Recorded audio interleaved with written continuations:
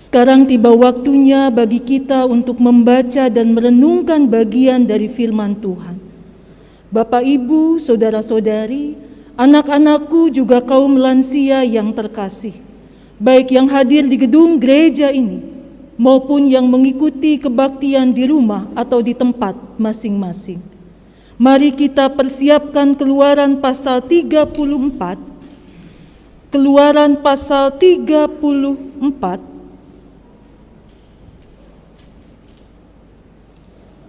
ayat yang ke-29 hingga ayat yang ke-35. Sebelum kita membaca dan merenungkan firman Tuhan ini, mari kita rendahkan hati, mohon tuntunan Roh Kudus.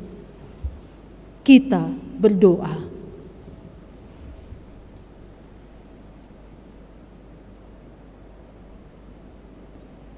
Betapa kami bersyukur kepadamu ya Allah Bapa yang penyayang. Karena di tengah situasi yang masih belum pulih karena pandemi ini, Engkau masih memberikan kami kesempatan untuk bersekutu, baik secara langsung maupun bersekutu melalui media online. Kami yakin Engkau hadir, Engkau yang memanggil kami, dan Engkau pula kiranya yang akan memberikan kami hikmat, pengertian yang cukup, supaya ketika kami akan membaca dan merenungkan bagian dari firman-Mu, kami sungguh-sungguh tahu, mengerti apa yang Engkau ingin kami lakukan. Bahkan lebih dari itu, kami juga dikuatkan untuk melakukan yang Engkau inginkan. Dalam segala keterbatasan kami sekalian, ya Bapa, baik keterbatasan hamba-Mu yang kepadanya Engkau percayakan firman ini diwartakan, pun keterbatasan setiap hamba-Mu saat ini, urapan dari Tuhan kami nantikan. Berfirmanlah, ya Tuhan. Amin. Keluaran pasal 34 ayat 29 sampai 35 ini merupakan bagian dari perikop dua loh batu yang baru. Ketika Musa turun dari Gunung Sinai, kedua loh hukum Allah ada di tangan Musa ketika ia turun dari gunung itu. Tidaklah ia tahu bahwa kulit mukanya bercahaya oleh karena ia telah berbicara dengan Tuhan. Ketika Harun dan segala orang Israel melihat Musa tampak kulit mukanya bercahaya, maka takutlah mereka mendekati dia. Tetapi Musa memanggil mereka. Maka Harun dan segala pemimpin jemaah itu berbalik kepadanya, dan Musa berbicara dengan mereka. Sesudah itu, mendekatlah segala orang Israel, lalu disampaikannyalah kepada mereka segala perintah yang diucapkan Tuhan kepadanya di atas Gunung Sinai. Setelah Musa selesai berbicara dengan mereka, diselubunginyalah mukanya. Tetapi apabila Musa masuk menghadap Tuhan untuk berbicara dengan dia, ditanggalkannyalah selubung itu sampai ia keluar.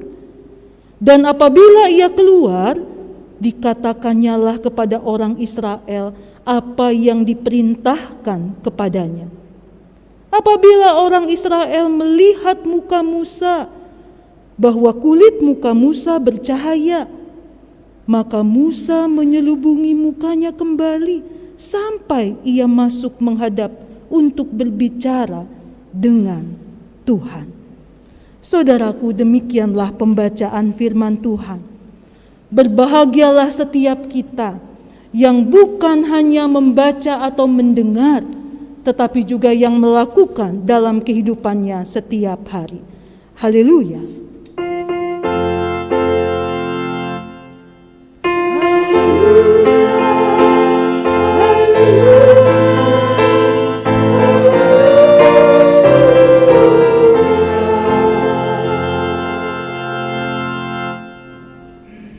Selamat hari Minggu, Bapak Ibu, saudara-saudari, anak-anakku, juga para orang tua yang terkasih.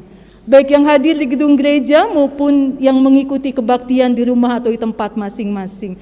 Ya, kalau di gedung gereja terdengar langsung menjawab, selamat hari Minggu. Saya yakin yang di rumah atau di tempat masing-masing pun menjawab pertanyaan, pernyataan atau sapaan saya pada saat ini. Ya Bapak Ibu, saudara-saudari yang terkasih dalam Yesus Kristus, juga anak-anakku dan para orang tua yang sudah lanjut usia yang terkasih. Tentu kita tidak asing dengan perumpamaan tentang menabur benih. Ada yang ingat? Tentang menabur benih. Bahwa ketika firman Tuhan disampaikan, itu sama dengan benih ditaburkan. Ada yang hatinya seperti lahan atau tanah yang baik dan subur. Benih firman Tuhan itu dapat tertanam, bertumbuh, dan berbuah dalam kehidupan. Tetapi ada juga tanah yang kering, berbatu-batu, sehingga benih yang jatuh tidak dapat bertumbuh. Atau ada yang bertumbuh bersamaan dengan ilalang.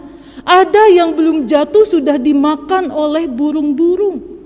Diibaratkan sebagai benih firman Tuhan yang jatuh di hati, belum sempat bertumbuh, tetapi ketakutan, kekhawatiran memakan habis benih firman Tuhan itu. Nah, melalui perumpamaan itu, maka kita dapat melihat bagaimana bangsa Israel setelah mendengar firman Tuhan, setelah mendapatkan hukum Tuhan yang Musa sampaikan ke 10 hukum Musa atau hukum Tuhan atau hukum Taurat. Mereka mendengar dengan baik, tetapi kemudian apa yang terjadi ketika Musa harus datang kepada Tuhan di Gunung Sinai? Lama Musa tidak turun-turun untuk menemui umat. Lama Musa berada di Gunung Sinai sehingga umat bertanya-tanya, ini kemana Musa? Apa yang akan disampaikan Tuhan kepada kita? Apakah kita membuat anak lembu emas saja untuk disembah? Kekhawatiran, kegalauan, ketidaktahuan akan hari esok, ketakutan membuat bangsa Israel sepakat. Mari kita membuat patung anak lembu emas untuk disembah. Dan sayangnya, hal itu disetujui oleh Harun, sehingga dibuatnyalah patung anak lembu emas. Ya Bapak Ibu, saudara-saudari, anak-anakku dan para orang tua yang terkasih. Itu merupakan latar belakang pembacaan Alkitab kita saat ini. Kita bisa membacanya mulai dari pasal 20 atau kalau mau kita bisa mengulang lagi di pasal yang pertama. Bagaimana perjalanan bangsa Israel disertai oleh Allah sedemikian rupa, tetapi bangsa Israel selalu lupa apa yang telah Allah lakukan, selalu lupa apa yang sudah Allah firmankan. Padahal sudah jelas salah satu bunyi hukum Taurat itu adalah jangan membuat patung yang menyerupai apapun untuk disembah. Tetapi mereka melakukan itu sehingga ketika Musa turun dari Gunung Sinai membawa 2 loh batu dengan marahnya. Musa melihat apa yang diperbuat oleh bangsa Israel yang disetujui, yang direstui oleh Harun, sehingga ia harus melemparkan 2 loh batu itu.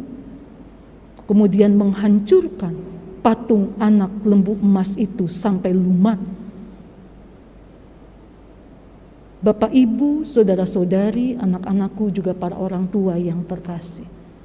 Bagian pembacaan Alkitab kita saat ini menunjukkan bahwa Allah tidak membiarkan umatnya dalam kesalahan dan pelanggaran terus-menerus. Allah memberikan kesempatan yang kedua dengan meminta Musa untuk tulis kembali hukum itu dalam 2 loh batu.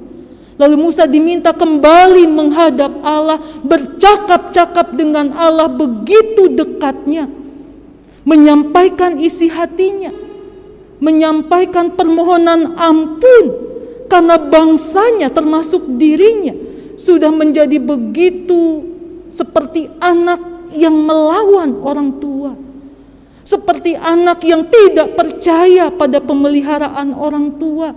Musa tunduk di hadapan Allah dengan hati yang hancur karena dosa dan pelanggaran umat termasuk dirinya. Musa datang ke hadapan Allah, ia memohon belas kasihan Allah. Siapakah yang akan membimbing kami? Dan Tuhan menyatakan, aku yang akan membimbing, aku yang akan menuntun, sehingga tidak tersesat menuju ke tanah perjanjian. Keakraban, keintiman, kedekatan Musa yang bercakap-cakap dengan Allah itulah yang kemudian membuat Musa mukanya bercahaya, kulit mukanya bercahaya. Berulang-ulang kata kulit mukanya bercahaya. Kita pikir ini Musa ke mana gitu ya, mungkin harus dicari ini dia sampai bisa kulit mukanya bercahaya gitu. Sekarang kan dicari, kalau perlu masker emas deh gitu ya, supaya kulit muka bercahaya, bersinar, orang senang melihatnya.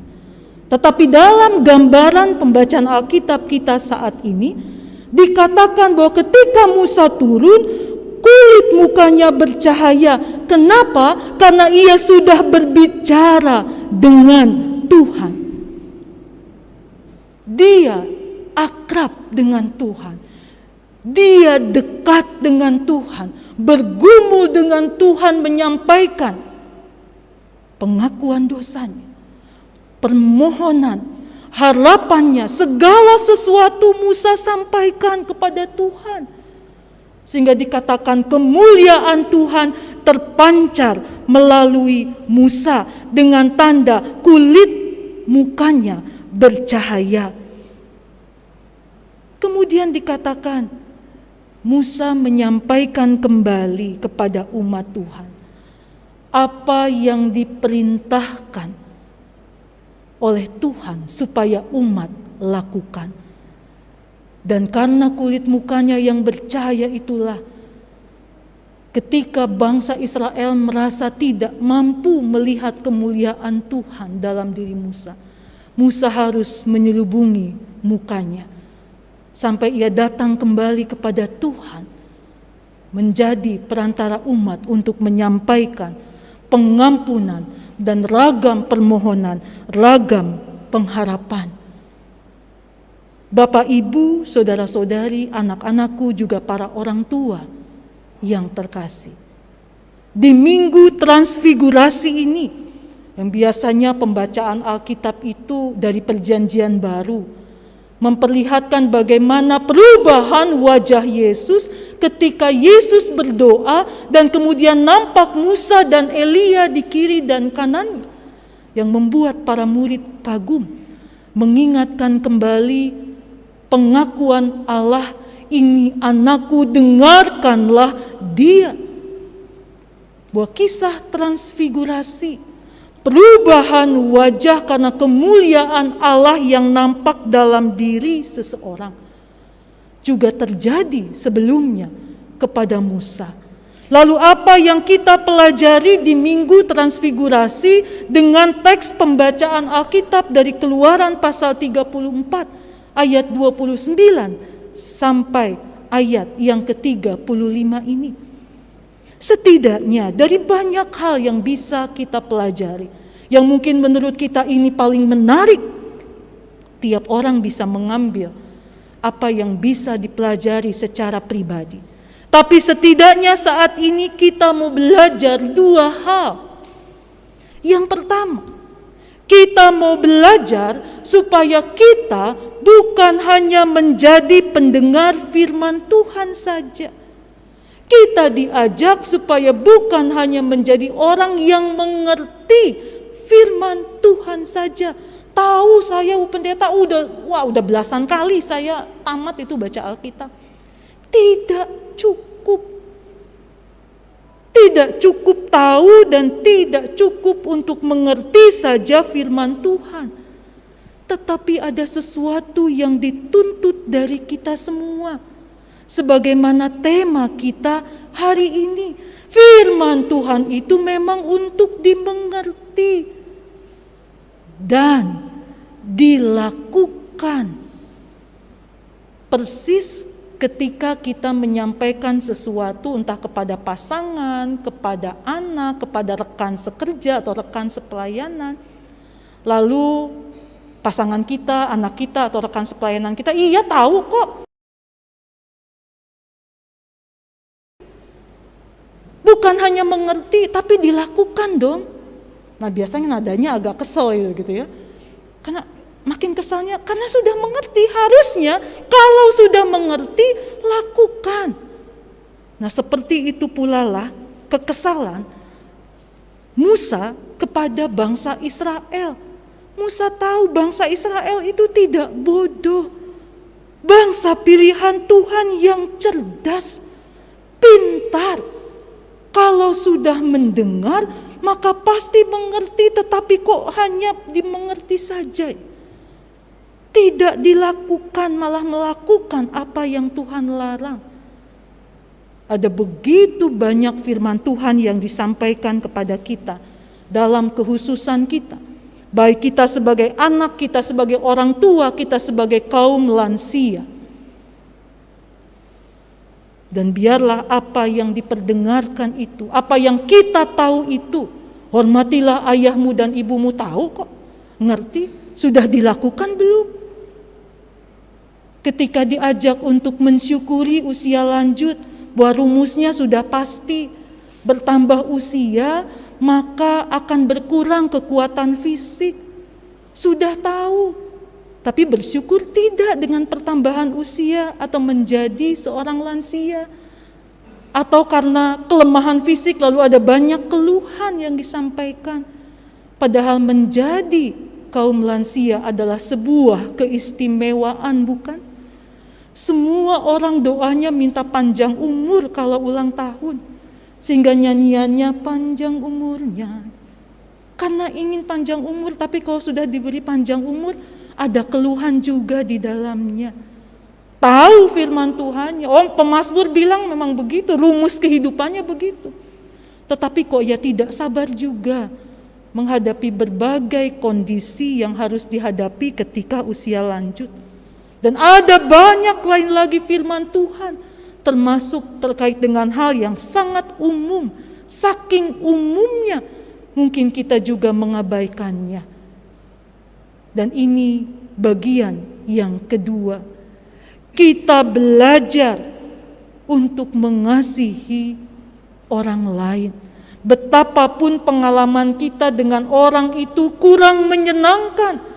Karena mungkin pernah ada pengalaman yang sangat mengecewakan. Pernah ada perkataan atau perbuatan yang menyakitkan. Kita diminta untuk dapat mengasihinya. Kenapa? Karena sebagaimana kemuliaan Allah ada dalam diri kita. Allah menciptakan kita seturut dengan gambar dan rupanya. Atau pemazmur di Mazmur 8 menggambarkan betapa kita manusia yang hina ini dipandang mulia oleh Allah. Allah saja, Sang Pencipta, memandang kita ciptaannya yang hina dan penuh dosa ini sebagai sosok yang mulia. Maka apalagi kita memandang sesama kita, anggota keluarga, dan setiap orang yang Tuhan hadirkan di sekitar kita tidak ada alasan bagi kita untuk tidak mengasihi, tidak mengampuni. Dan itu kekuatan datang dari mana? Datang dari kedekatan dengan Tuhan. Datang dari keakraban, dari keintiman dengan Tuhan. Berbicara dengan Tuhan tentang kekecewaan kita, tentang kesedihan kita. Permohonan pengampunan kita atas kesalahan kita atau kesalahan orang lain yang sudah menyakiti kita. Dan mengajukan ragam permohonan serta pengharapan untuk dipulihkan. Maka kemuliaan Tuhan itu juga akan nampak dalam diri kita. Saudara dan saya, bahkan setiap orang, termasuk sekali lagi, yang mungkin dengannya kita punya pengalaman yang tidak baik. Tetapi pandanglah setiap orang seperti Tuhan Allah memandang kita. Ada kemuliaan Allah dalam dirinya. Ini perjuangan tidak mudah, tidak semudah yang dikatakan saat ini. Tidak semudah yang didengar.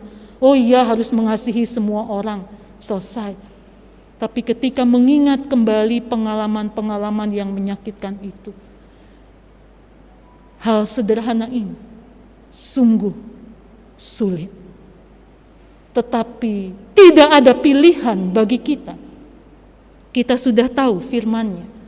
Kita mengerti kehendak-Nya. Satu langkah lagi, saudaraku. Mari kita melakukan firman-Nya. Karena firman-Nya itu bukan hanya untuk didengar, bukan hanya untuk diketahui, bukan hanya untuk dimengerti, tetapi juga untuk dilakukan setiap hari. Setiap hari. Kalau sulit, merasa tidak mampu, iya, kalau dengan kekuatan sendiri tidak mampu. Ingat saja betapa Allah mengasihi kita, betapa Allah mengampuni kita, dan sekali lagi tidak ada pilihan bagi kita. Maka melakukan firman Tuhan itu sungguh dengan kekuatan dari Tuhan sendiri juga.